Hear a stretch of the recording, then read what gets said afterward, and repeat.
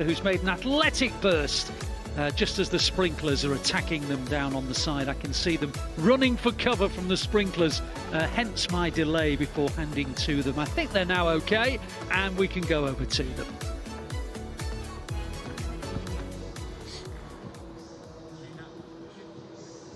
Right, 1 sec, sorry. I haven't heard anything.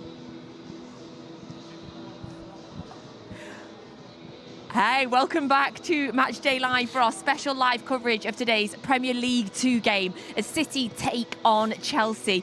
And it is 1-0 at half-time to City.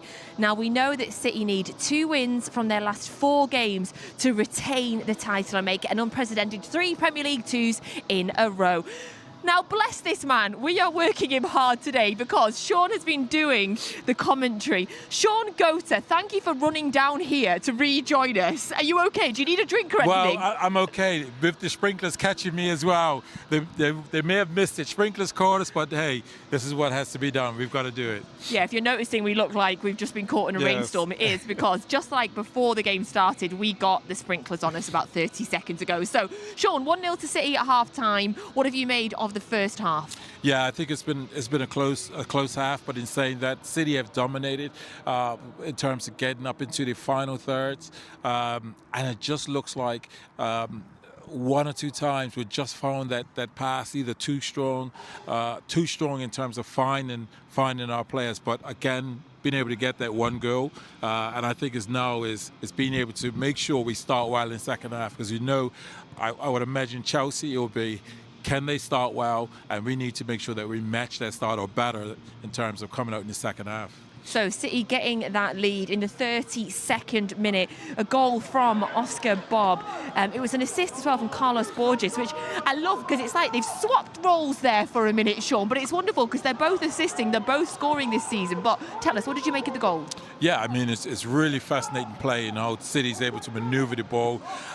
Oscar Bob, he ends up in deep positions, false nines, real wide players, 7s, 11s, but in the goal itself, he's found himself, the one time he's found himself inside the box and the ball's been able to connect to him.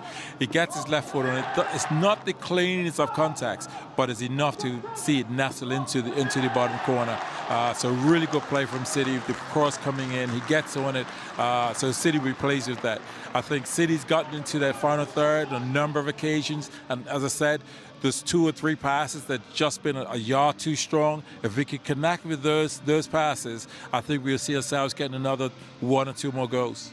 So Carlos Borges this season's on 17 goals. That's the highest in the Premier League too. Oscar Bob, that's his 6th goal so far this season. But he's had 13 assists so far this season. That's Carlos Borges' 8th assist.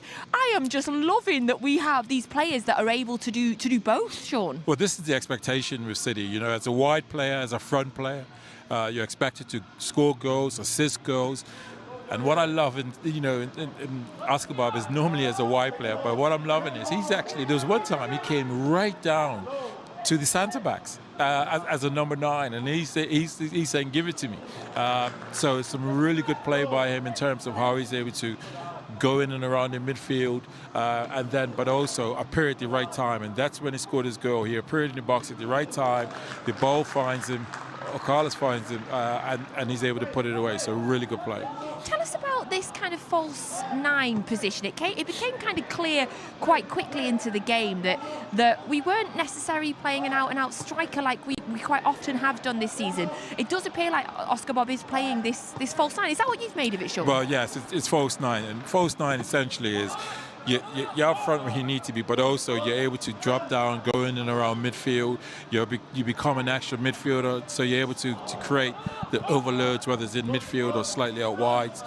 But more importantly, still being able to arrive in the box at the right time. So we saw with his goal, he's arrived at the box at the right time.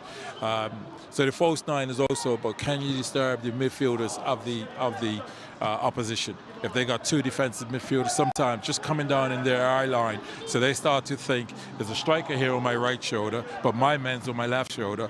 What do I do? So it starts to create sort of these scenarios for the opposition midfielders. But more importantly, it's about getting in the box and being there. And then once you're there, being a real number 9. Oh, and yes, he certainly was then. He's had a busy first half. Now, start of the first half, Chelsea had the biggest chance, the first chance. Kieran Slicker made a good save early on, Sean. Yes, and again, Chelsea are also a really good team. So it's important that we don't allow them too many chances and opportunities. I think it's the one who's just gotten on to his right hand side. He manages to get some fingers to that, which happens to be a brilliant save. But again, City will want to keep them quiet because, again, looking at, I think it's Omari, that left foot of his, he seems to be able to come in. He's the one that hit the post when he cut in. So also, it's just about keeping him quiet because he seems a really lively player. Has he been Chelsea's most dangerous player in that first half, do you think, or is there somebody else that stood out for you? Him, Kenzie, their wide players are also dynamic, you know. But they don't seem to have the same connection as our front three. I can see there's a more understanding between our front three. They look for each other. Mabuda was one time, he was on an acute angle, and initially I'm thinking there's nothing on, shoot. But he's actually squeezed the ball, and it was probably a yard, 2 yards, just too much for Carlos. I think it was Carlos who was running in on it. And I'm thinking, why did he not shoot? But that's because there's a real relationship and understanding. Like, I'll set you up because I know he'll set me up. So there's a real understanding. Chelsea, they have quality players, but I don't think the relationship is as tight or as tight a